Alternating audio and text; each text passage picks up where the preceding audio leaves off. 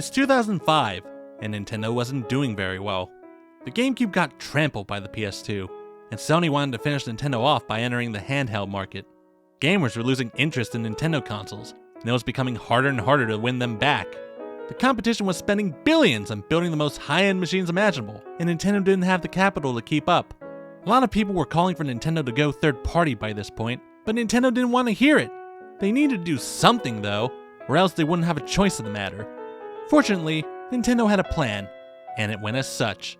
New management, a new idea, and to start a revolution. No, not like that. At E3 2005, while Sony and Microsoft were showing off their HD bonanzas, Nintendo decided to make their presentation low-key. Nintendo did announce their new console, codenamed Revolution, but they didn't reveal much about it.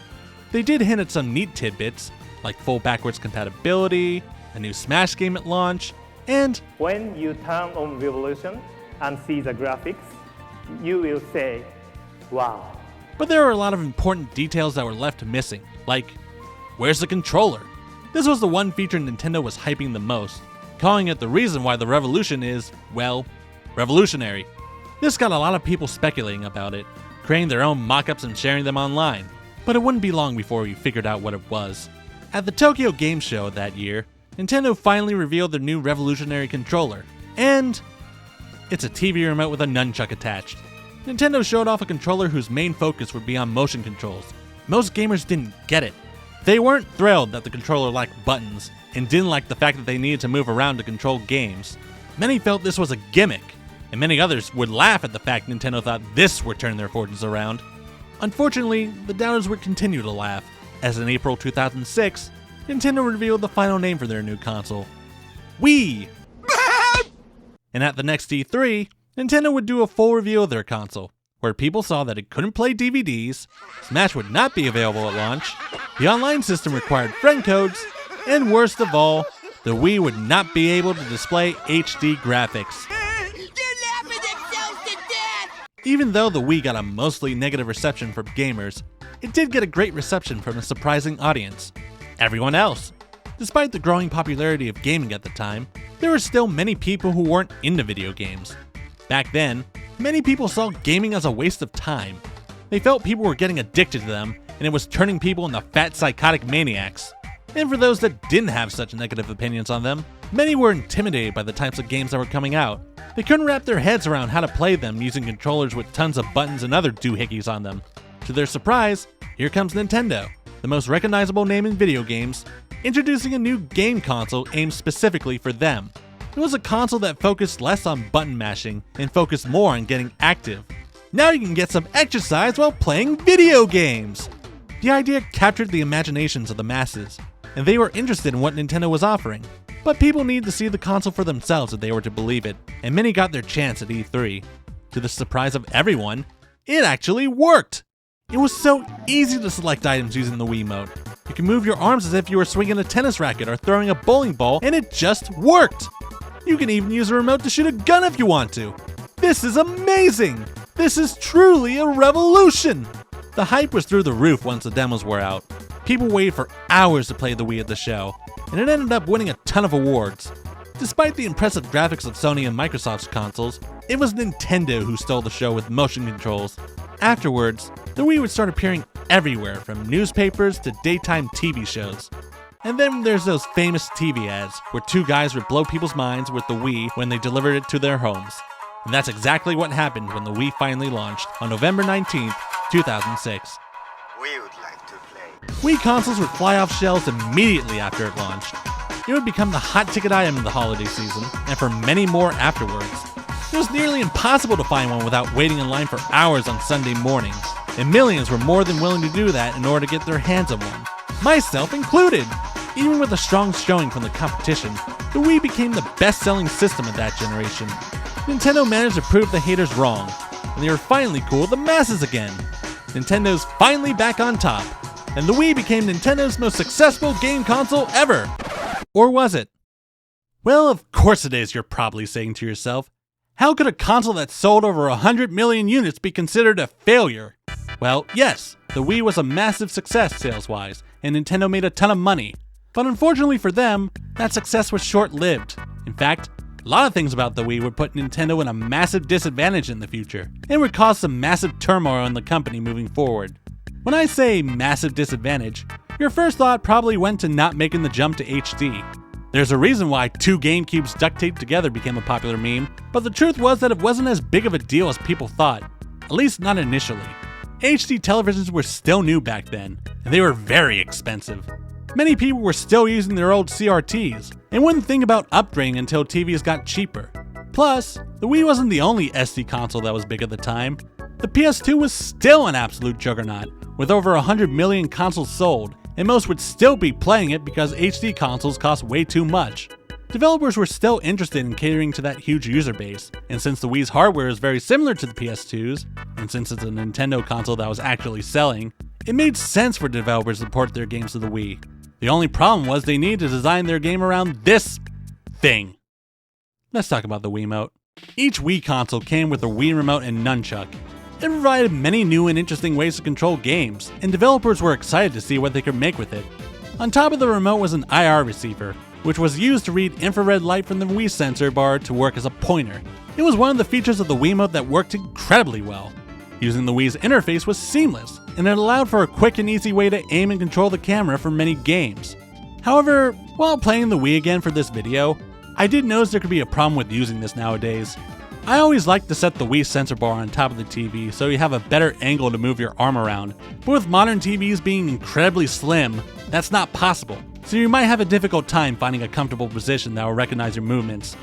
Granted, this mostly depends on your setup, but it can get annoying having to lay your arm on the couch just to get the sensor to recognize. But the one feature that everyone was hyped about was the motion controls. You can move your body around to control your games, making them more immersive than ever. At least that's how Nintendo advertised it. In reality, the Wiimote's capabilities were more limited than what people were expecting. The motion controls work by using a 3-axle accelerometer in the remote and nunchuck. These accelerometers could be used to detect whether the controller is in motion and in which direction the controller is moving in. The only problem is, that's all it can do. The Wiimote had no way of detecting its location in 3D space, nor does it have the ability to detect which direction the controller is being held in. All it can detect is whether or not you've moved the controller, and even that isn't accurate unless you're moving the controller with just the right amount of force. This made developing games for the Wii problematic, as the controls weren't accurate enough to give the immersive experience people were expecting. While it looked like it would make sense to make, for example, a sword fighting game for the system, it couldn't work because the Wiimote couldn't detect all the intricate motions needed to provide a decent experience.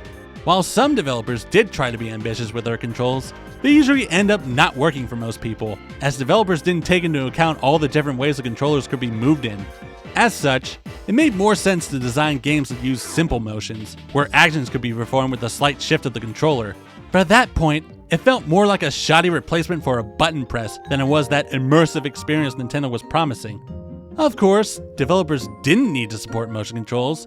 If they wanted to, they could use buttons for all their commands. But at most, they only had 6 buttons to work with.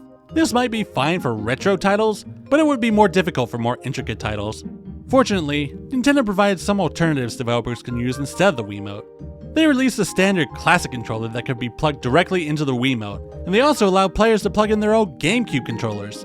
If they wanted to, developers could design their games to only use standard controllers, but they'd be idiots for doing that. Every Wii owner had a Wiimote and nunchuck in their possession, meaning supporting these controllers would give them the widest audience on their system. Expecting players to own a regular controller could take away from the game's sales, so developers were essentially forced to support the Wiimote and its motion controls. Even if a game could be built to work with standard controls, not many developers ended up supporting them.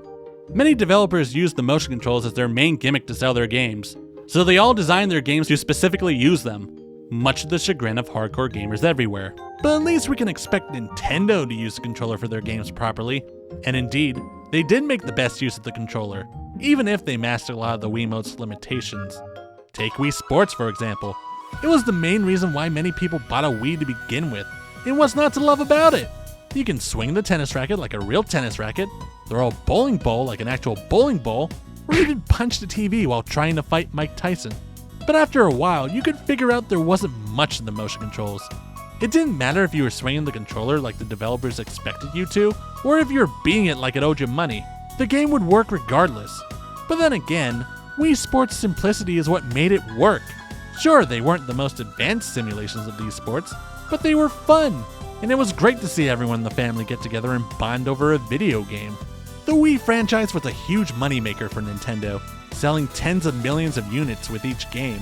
Most of these games were used to show off the potential of the Wiimote, as well as the variety of accessories Nintendo were trying to push. We had Wii Fit, which used the balance board to show how fat you are, and it gives you the illusion that you're actually losing weight while playing it. We have Wii Play, which was a mediocre minigame collection, but you need another Wiimote anyway, so you might as well get it. We have Wii Music, which was awful.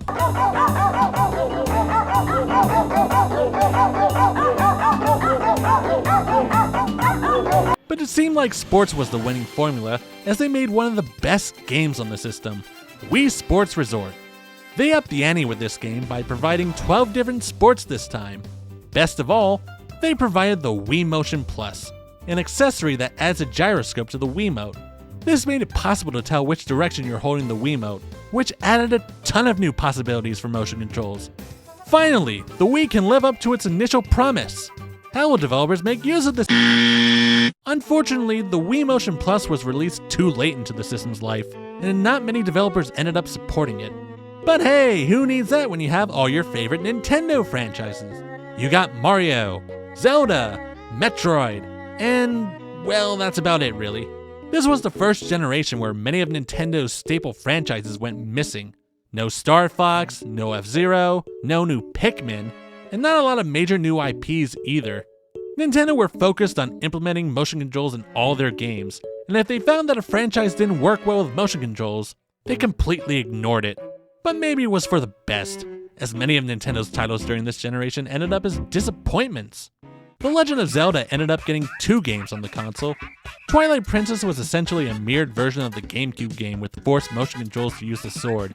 It was functional, but it got tiring after a while. Nintendo would put an even heavier emphasis on motion controls with Skyward Sword, and they used the Wii Motion Plus to improve its functionality. Despite the awful demo at E3, the final game's controls ended up working great, but unfortunately the game was oversimplified compared to previous titles. Tutorials appeared all over the place, and the game told you exactly where to go, removing the exploration aspect of previous titles. Then we have Super Smash Bros. Brawl, which had a ton of hype around it when it was first announced. I remember visiting the Smash Dojo every day in middle school, freaking out when they announced that Home Run Contest was making a return. But when I finally got the game, I never felt more disappointed. The game was so much slower compared to Melee, and with tripping, a non-functional online mode, and a haphazardly put together single player mode made me not want to come back to it after I unlocked everything. And then there's Metroid, which fared better compared to other franchises, but it also fared worse at the same time. Nintendo ported the entire Metroid Prime trilogy to the Wii, which improved the experience quite a bit. The games make great use of the IR sensor, showing how accurate shooter controls could be on the system. Unfortunately, the games weren't designed with this control scheme in mind, so it felt too easy at points. And then there's Other M, a game that might play alright, but the story sucked so much that it nearly killed the franchise.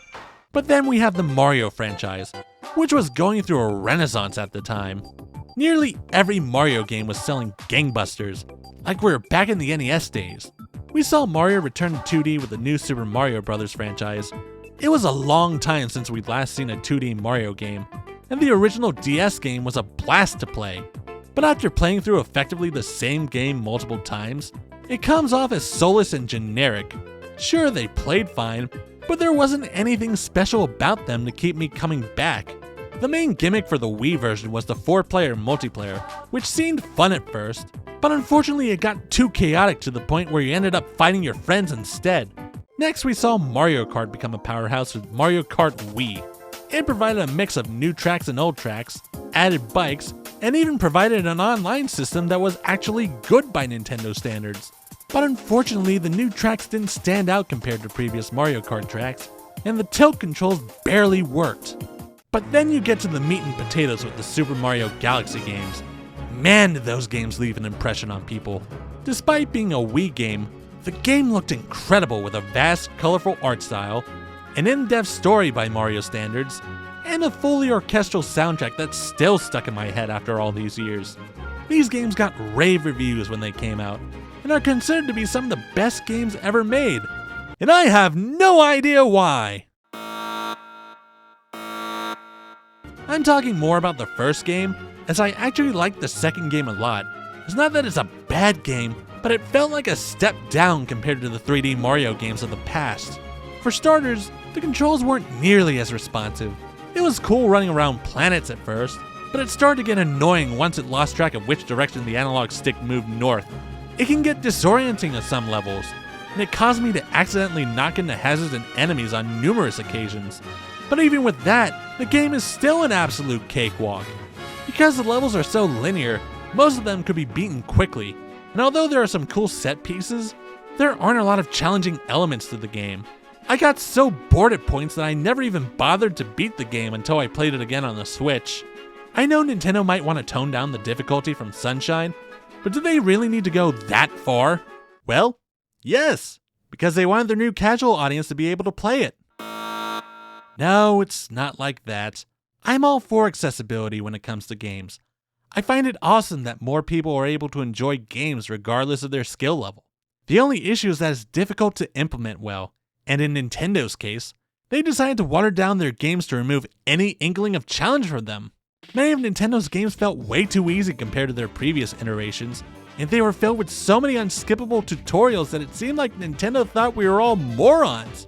For God's sake, Fee, do you need to explain a rupee every time I find one? In fact, the only real challenge I found with playing most of these games were using the motion controls. As I said earlier, the Wii's motion controls aren't exactly accurate, and although they weren't used too heavily in some of these games, they're still used in a way that felt more like a hindrance rather than as an asset.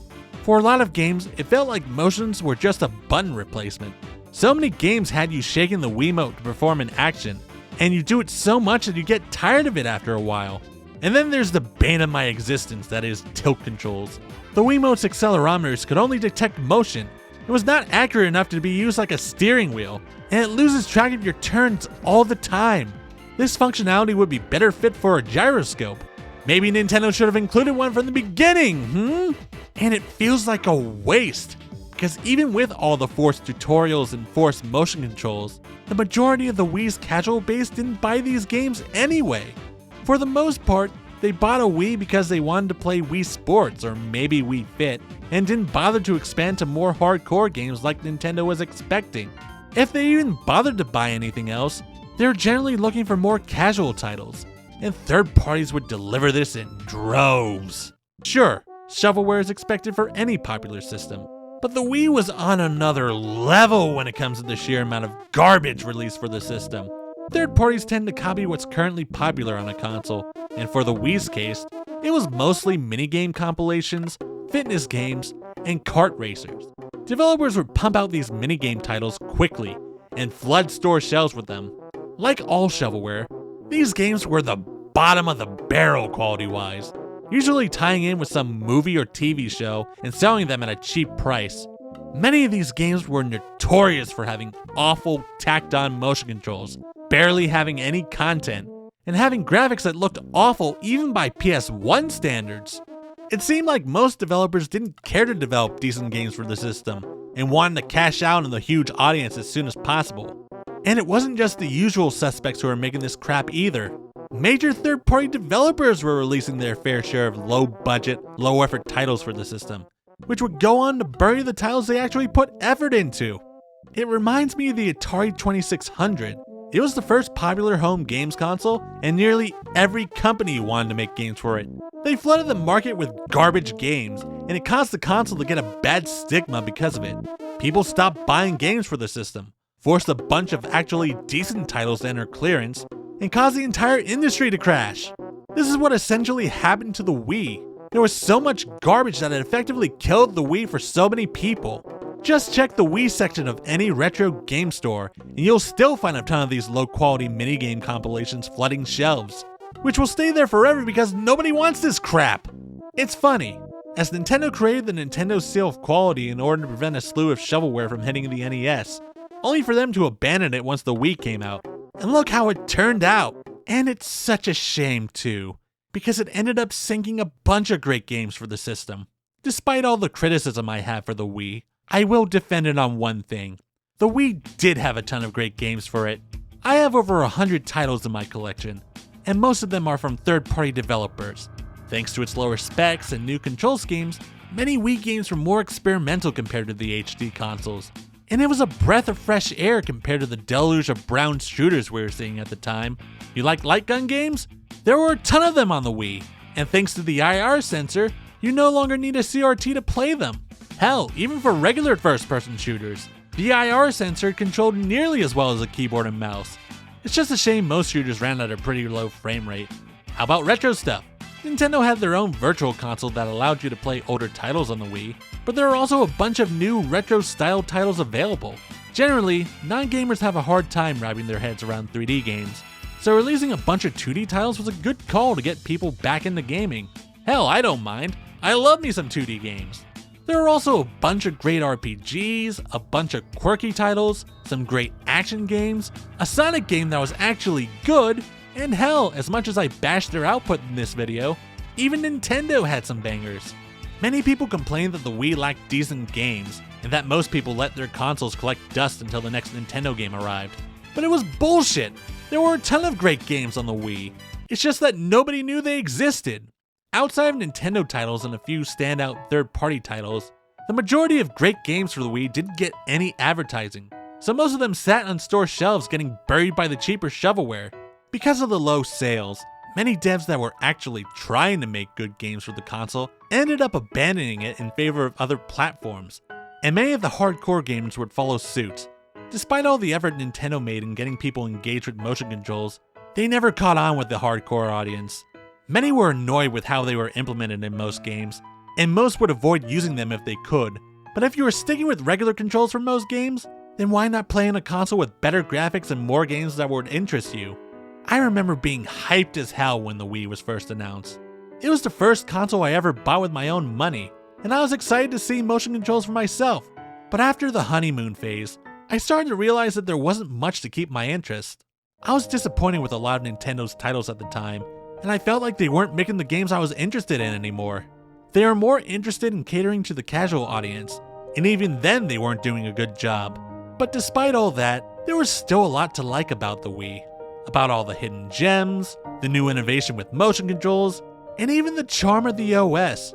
I just wish Nintendo did better to cater to everyone, did a better job in curbing the shovelware released on the system, and that Nintendo implemented a gyroscope in the controller from the beginning like they planned to.